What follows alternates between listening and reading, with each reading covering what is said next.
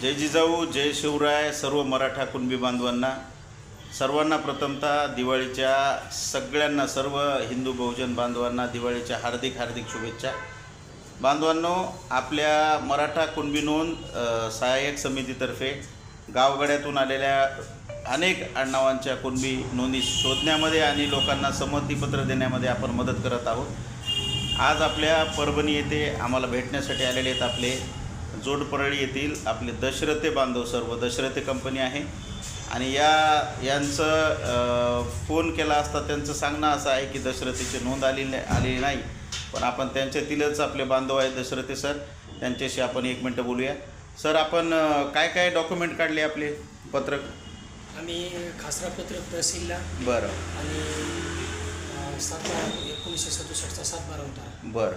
हे तहसीलला काढले. आणि भूमी अभिलेखला 9394चा शेत पाणी नकाशा. अच्छा. 3334च्या नोंदी आपल्या भेटल्या का? नाही, भेटल्या नाहीत. आता आम्ही अर्ज केला आहे. बरं. आणि पक्का बुक. अच्छा, पक्का बुक लागणारच. अर्ज ठीक करून भूमी अभिलेखला. ओके. पण दसऱ्याच्या आडनावाची सर कुठं नोंद सापडत नाही. बरं. त्याच्यामुळे थोडंसं आम्ही परेशान आहे. नक्कीच आपल्याला मदत केली जाईल. तर आम्ही तुम्ही सर आम्हाला सहकार्य करावं अशी आमची विनंती. नक्कीच नक्कीच.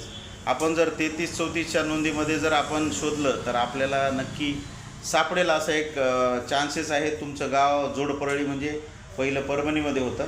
मग आपण काय करूया, एक परभणीच्या आपल्या तहसीलला एक 1951ची जनगणनेचा अर्ज टाकून देऊ. त्याच्यात सापडलं तर, किंवा आपण विविध खेडेगावातून आपले बांधव जेव्हा आपला व्हिडिओ जेव्हा आपण व्हायरल होईल तेव्हा दशरथे कुठे ना कुठं तरी आपल्याला त्याचं उत्तर येणारच आहे. तुम्हाला नक्की, तुम्ही एवढे प्रयत्नात आहात, म्हणजे सगळे कागदपत्र तुम्ही आधीच काढलेत. तुम्हाला सर्वांना त्याच्यासाठी खरंच तुम्हाला तुमचं अभिनंदन की लोकांना सांगावं लागेल खासरा काढा, जनगणना काढा.